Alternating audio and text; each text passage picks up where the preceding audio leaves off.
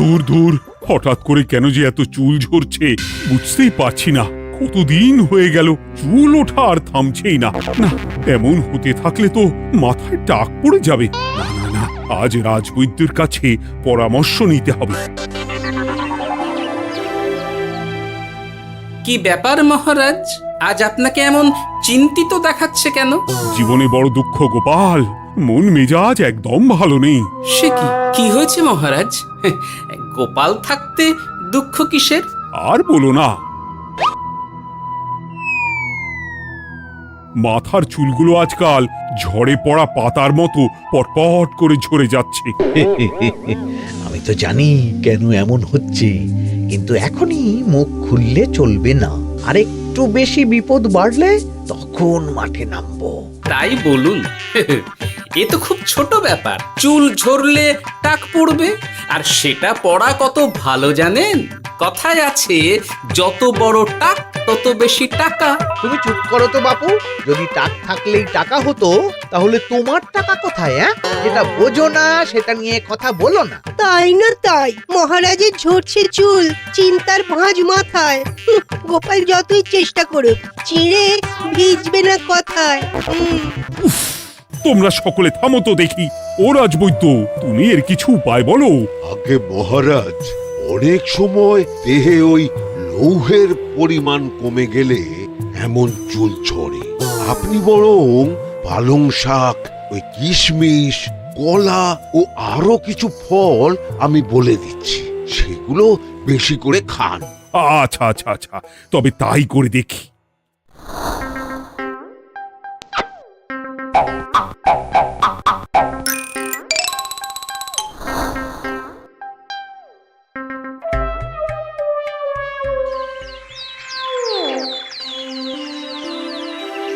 ও রাজবৈদ্য, তোমার কথা মতো শাক পাতা ফলমূল সবই তো খেলাম, চুল ঝরা বন্ধ তো হলোই না। তো জানতামই এমন হবে। কিন্তু মহারাজ, এমনটা তো হওয়ার কথা নয়। কিন্তু হচ্ছে তো।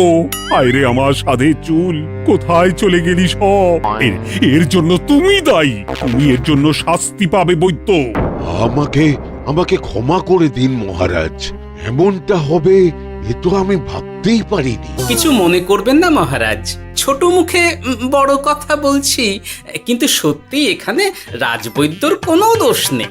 ওকে শাস্তি দেওয়াটা ঠিক হবে না মহারাজ। দেখেছেন মহারাজ, গোপালের সাহসটা দেখেছেন? আপনার মুখের উপর কথা বলছে। তা বলি, তুমি যখন এতই বোঝো, তাহলে নিজেই একটা আস্ত লোহা খেয়ে দেখো না, তোমার মাথায় চুল গজাচ্ছে কিনা। ঠিকই আছে, এসব মূর্খের মতো কথা কেবল আপনার থেকেই আশা করা যায় মন্ত্রী মশাই। মহারাজ, আপনি বিচক্ষণ মানুষ, আমার শুধু অনুরোধ, আরেকবার ভেবে দেখবেন। ঠিক আছে, রাজবৈদ্যকে আমি শাস্তি দেব না, কিন্তু সকলের জন্য আমার একটা ঘোষণা আছে। কি ঘোষণা? আমার এই কঠিন সমস্যা যে দূর করে দিতে পারবে, তাকে আমি বিশেষ পুরস্কারে ভূষিত করব। এই তো পেয়েছি, এই সুযোগ কোনোভাবেই হাতছাড়া করা চলবে না। এবারের সমস্যাটা সত্যি বেশ কঠিন। কি করলে যে মহারাজের চুল পড়া বন্ধ হবে সেই উপায় মাথাতেই আসছে না। হঠাৎ করে কেন যে এমন হলো কে জানে।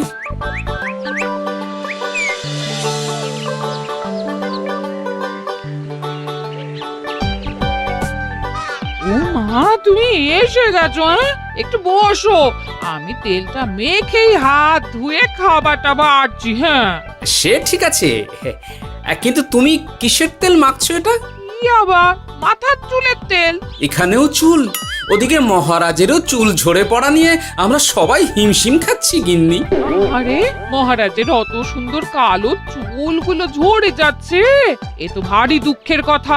সে আর বলতে। ওই জন্যেই তো আমি বাবা মাথায় এই জড়িবুটি তেল মাখি, এতে চুলের গোড়া শক্ত করে, চুলকে ভালো রাখে, নতুন চুল গজায় সব। হ্যাঁ কি কি বললে? নতুন চুলও গজায়? সত্যি? হ্যাঁ, বাহ, তাহলে আর চিন্তা কি? আমাকে এই তেলটা একটু দিতে পারবে গিন্নি? মহারাজকে দিয়ে আসি। উনি বলেছেন যে ওনার সমস্যা দূর করতে পারবে তাকে উনি পুরস্কার দেবেন। ওমা, এই তাই নাকি? এই তো দারুণ ব্যাপার গো। নাও নাও নাও, তেলখানা নিয়ে মহারাজকে কাল দিয়ে এসো তাহলে। আর জানিয়ে দিও, দিনে 2 বার কিন্তু তেল মাখতেই হবে। হ্যাঁ আচ্ছা, ঠিক আছে।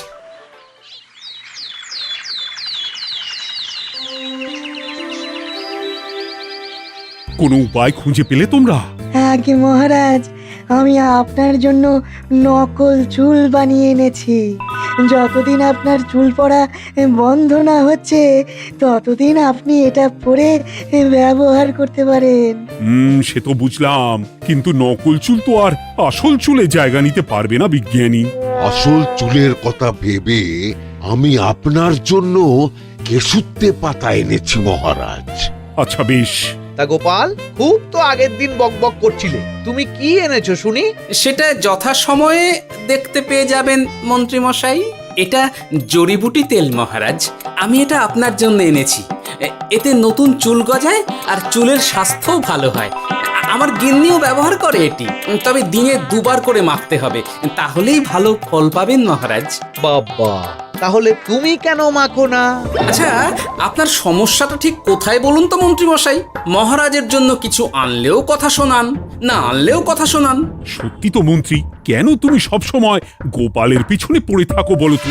এরা তো তাও সবাই কিছু না কিছু আমার কথা চিন্তা করে এনেছে, তুমি তো সেটাও করনি। না, আসলে মহারাজ, আমিও ভাবছিলাম আপনার কথা, কিন্তু থাক, বুঝেছি।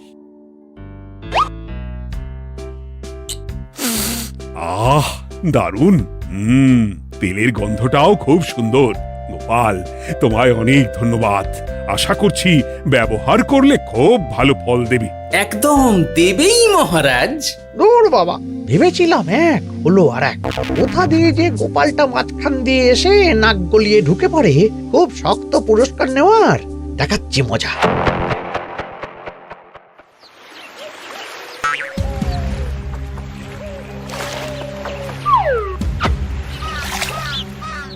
এবারে গোপালের তেল দিয়েই সব কিছু তোলপাড় করব।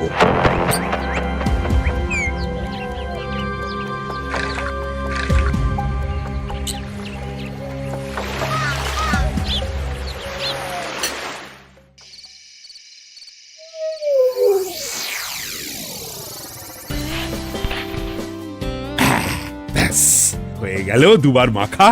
গোপাল বলেছিল এতেই ভালো ফল পাব, কিন্তু এখন মাখার পর মাথাটা কেমন জ্বালা জ্বালা করছে মনে হচ্ছে।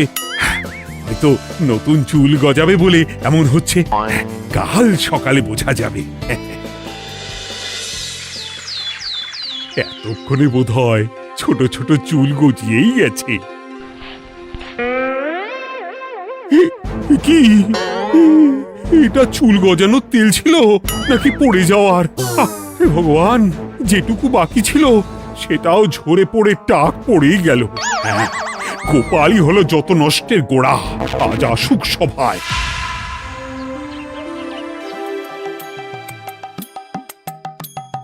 এই যে এখন এলেন উনি। ও কি মহারাজ, আপনি এমন কাপড় মাথায় জড়িয়ে বসে আছেন কেন? তুমি আর এমন প্রশ্ন জিজ্ঞাসা করো না গোপাল, তোমার দয়াতেই মহারাজের এমন অবস্থা। মানেটা আমি তোমায় দেখাচ্ছি, দাঁড়াও। এই যে গোপালের দেওয়া তেল মেখেই আমার এমন হয়েছে, আর তার জন্য আমি তোমাকে কোনোদিনও ক্ষমা করব না গোপাল। বিশ্বাস করুন মহারাজ, আমার গিন্নিও মাখে এই তেল, কিন্তু এমন কিছু তো এখনো পর্যন্ত ঘটেনি। আমি আর কিচ্ছু শুনতে চাই না।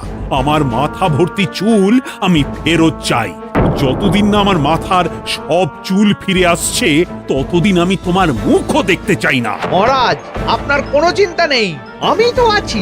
এবার এই সমস্যার একটা সমাধান আমি করেই ছাড়বো। কি ব্যাপার, মন্ত্রী মশাই এত লাফাচ্ছে কেন? এসবের পেছনে আবার ওনার হাত নেই তো? না, ব্যাপারটা পরে দেখতে হচ্ছে।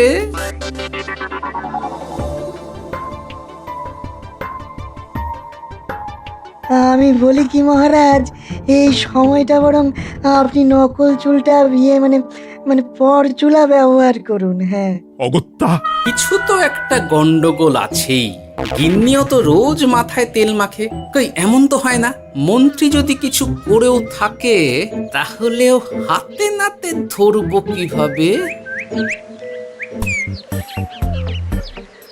ও কি গো গোপাল দাদু, এখন এই সময় তুমি রাজসভা ছেড়ে এখানে? তোদের দাদু আর রাজসভায় যাবে না রে? কি বলছো গো? কেন? আর কেন, বিনা দোষে এমন শাস্তি। তোমায় শাস্তি দিয়েছে, তুমি শুধু বলো কে তোমার সাথে কি করেছে, বাকিটা আমরা বুঝে নিচ্ছি। আচ্ছা বলছি, কৃষ্ণনগরের মন্ত্রী মশাইয়ের বাড়িটা কোন দিকে একটু বলতে পারবেন? কৃষ্ণনগরে নতুন নাকি? আগে তো আপনাকে কখনো দেখেছি বলে মনে পড়ছে না। হ্যাঁ, আমি এখানে থাকি না, আমি এখানে আমার কাজে এসেছি, তাই মন্ত্রী মশাইয়ের বাড়ির ঠিকানাটা যদি একটু বলে দেন। নিশ্চয়ই, এ পথ দিয়ে সোজা চলে যান, তারপর কিছুটা ডান দিকে গেলেই পেয়ে যাবেন। আচ্ছা, অনেক ধন্যবাদ। ভিন গাঁয়ের লোক মন্ত্রী মশাইয়ের বাড়িতে, ব্যাপারটা বেশ সন্দেহজনক লাগছে। এই এই গুলটে ন্যাপলা, তোরা তোরা দুজন একটু আড়াল থেকে দেখতো লোকটা মন্ত্রী মশাইয়ের বাড়িতে ঠিক কি জন্য এসেছে, তারপর আমায় খবর দিস। ঠিক আছে গোপাল দাদু। তোমার আবার এখানে আসার কি দরকার ছিল? আমি তো বলেছি যে আমি ঠিক গিয়ে তোমার পাওনা গন্ডা মিটিয়ে দেবো। মিটিয়ে দেবে? কতদিন হয়ে গেছে জানেন? দেখো, হয় আমার কীটনাশক আর সার সব ফিরিয়ে দিন, নয়তো আমার জিনিসের দাম মিটিয়ে দিন। কীটনাশক, সার আর কি করে ফেরত দেবো বলো? ও তো সব পুকুরের জলে মিশে গেছে। ওসব আমি জানি না, আমার পাওনা গন্ডা মিটিয়ে দিন, ব্যাস। চল চল, এখনই তাহলে গোপাল দাদুকে গিয়ে সব জানাই। হ্যাঁ, চল চল। দাদু, ও গোপাল দাদু। তোরা এসে গেছিস? আয় আয় আয় আয় আয়। মন্ত্রী মশাইয়ের মুখ থেকে অনেক খবর পেলাম। তাই নাকি? কি শুনি? মন্ত্রী মশাই ওই লোকটার কাছ থেকে অনেক কীটনাশক সার নিয়েছে, কিন্তু এখনো জিনিসের দাম মেটায়নি। হ্যাঁ, ওই জন্যই তো মন্ত্রী মশাইয়ের উপর লোকটা খুব রেগেছিল, হুমকিও দিয়েছে 1 সপ্তাহের মধ্যে জিনিসের দাম সব মিটিয়ে দিতে হবে। তাই নাকি? কিন্তু কীটনাশক সার নিয়ে মন্ত্রী মশাই কি করবে? সেটা তো বলতে পারবো না দাদু। তবে হ্যাঁ, মন্ত্রী মশাই ওই লোকটাকে বলছিল যে ওই সব কীটনাশক সার পুকুরের জলে মিশে গেছে। কি বললি? পুকুরের জলে? আচ্ছা, এবার দুয়ে দুয়ে 4 করা গেল। অনেক ধন্যবাদ রে তোদের। বল বল, তোরা কি খাবি? কিচ্ছু লাগবে না গোপাল দাদু, তবে ভোলা বয়ের আর মিষ্টি খাওয়ালে। আচ্ছা আচ্ছা। কি করে যে মহারাজকে আসল ব্যাপারটা বোঝাই, কিছু তো একটা উপায় বের করতেই হবে। তা বলি বাবা, রাজসভায় যেতে হবে না বলে কি সারাদিন এইভাবেই শয়নে শয়নে দিন কাটাবেন বাবা? হ্যাঁ, উপায় পেয়ে গেছি। বুঝলে গিন্নি, আমাকে একটা জায়গায় যেতে হবে, বুঝলে? তারপর ওখানে যদি কাজ হয় তাহলে আগামীকাল রাজসভায় আমি যাব। কিন্তু তুমি যে বলেছিলে তোমার এখন ছুটি। হ্যাঁ, কি আর করি বলো, গুরুত্বপূর্ণ একটা কাজ, তাই যেতেই হবে। আচ্ছা যাও। ওই গো বিজ্ঞানী, আরে গোপাল যে, বলো। এই এই যে বিজ্ঞানী, একটা বিশেষ দরকারে তোমার কাছে এলাম, বুঝলে? হ্যাঁ, বলোই না। আচ্ছা, এই দূষিত জলকে কিভাবে আবার পরিশুদ্ধ করে বলতে পারবে? কেন পারবো না? জলের মধ্যে একটু চুন আর ফটকিরি দিয়ে দিলেই জল আবার দূষণমুক্ত হয়ে যাবে। তবে ওগুলো দেওয়ার পর কিছুদিন সেই জলকে ব্যবহার করা বন্ধ রাখতে হয়। হ্যাঁ। আচ্ছা আচ্ছা, অনেক ধন্যবাদ, আসি তাহলে। হ্যাঁ,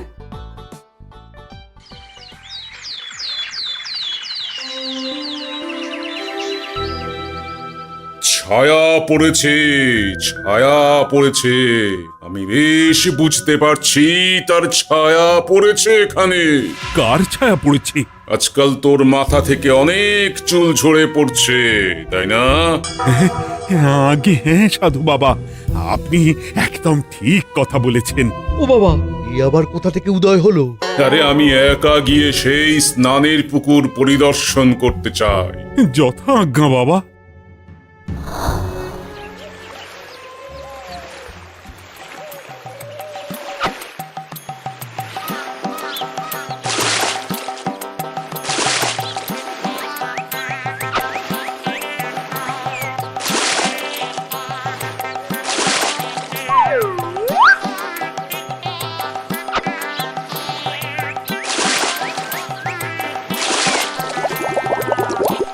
যাক বাবা, মোটামুটি সপ্তাহখানেক এভাবে থাকলেই পুকুরের জল আবার আগের মতো পরিষ্কার হয়ে যাবে।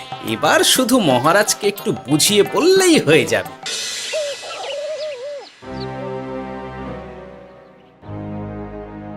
কি বুঝলেন সাধু বাবা? আমার অনুমানটাই ঠিক ছিল। পুকুরের জলে কালো ছায়া পড়েছে, কুদৃষ্টি পড়েছে, তাই এমন হচ্ছে।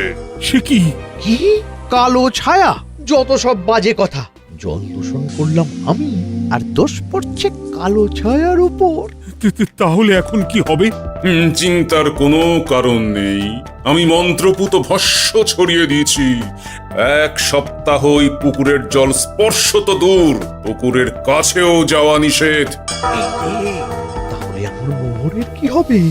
যথা আজ্ঞা সাধু বাবা। ও কি, তাহলে মহারাজ এতদিন স্নান করবেন কোথায়? সে কথা কাউকে চিন্তা করতে হবে না।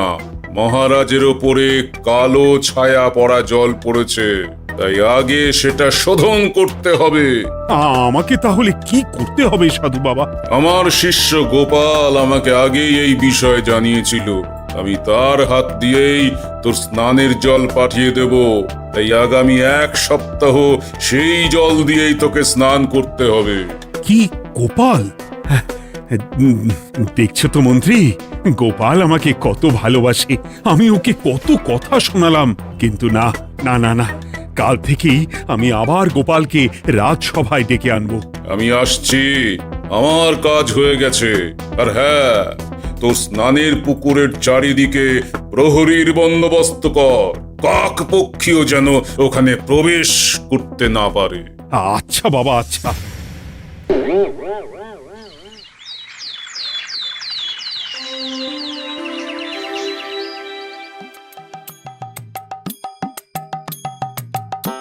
গোপাল, তোমাকে আবার এখানে দেখতে পেয়ে আমার খুব ভালো লাগছে। তোমার গুরুদেব গতকাল এসেছিলেন, কিছু মনে করো না।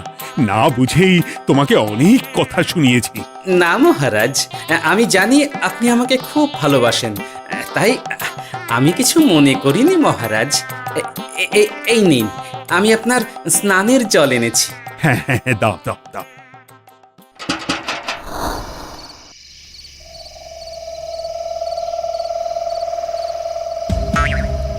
ও বাবা, পুকুরের কাছে যে গিয়ে দেখবো সে উপায় নেই।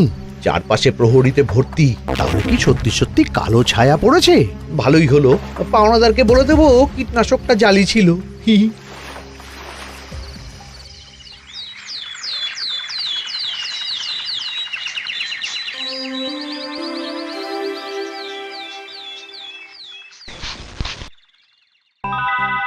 এই তো আমার সেই পুরনো কালো চুলগুলো আবার ফিরে এসেছে। আহা, কি যে আনন্দ হচ্ছে দেখে।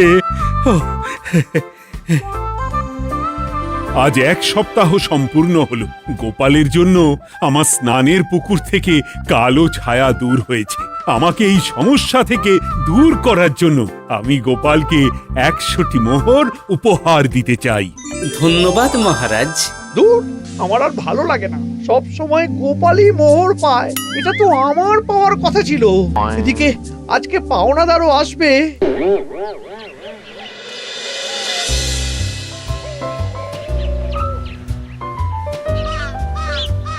গোপাল দাদু, ওই লোকটা এসে গেছে। আচ্ছা, আসছি। এটা তো মন্ত্রীর বাড়ির দিকে রাস্তা। আমরা তাহলে সেদিকে কেন যাচ্ছি গোপাল? আপনার পুকুরের আসল রহস্যটা কি সেটা আপনি জানবেন না মহারাজ? মানে নিজের চোখেই দেখুন, তাহলে বুঝতে পারবেন। আর একটু সময় দাও আমায় ভাই, এমনিতেও তোমার কীটনাশক কোনো কাজের নয়। কি এখন এসব কথা? আর একদিনও সময় দিতে পারছি না। একটু বোঝো, একটু। সব আমি মহারাজের পুকুরের জলে মিশিয়ে দিয়েছি। মন্ত্রী, তুমি তাহলে সেই কালো ছায়া? মহারাজ, আপনার পর্দা ফাঁস হয়ে গেছে মন্ত্রী মশাই। তুমি তাহলে সবটা জানতে? একদম প্রথম থেকে। রে, খুব জোর ফেঁসেছি। এদিকে পাওনা আর ওদিকে মহারাজ, এখান থেকে কেটে পড়তে হবে। ই! গন্ডগোল করে আবার পালানো হচ্ছে তবে রে। বলো, কেন করেছিলে? মহারাজ, আমি ভেবেছিলাম আপনার সব চুল উঠে গেলে আমি আপনার কাছ থেকে চুল গজানোর ওষুধ দেওয়ার নামে অনেক টাকা লুটবো। কিন্তু সেই ভাবনা ভাবনাই থেকে গেল, সেগুড়ে যে বালি হয়ে গেল।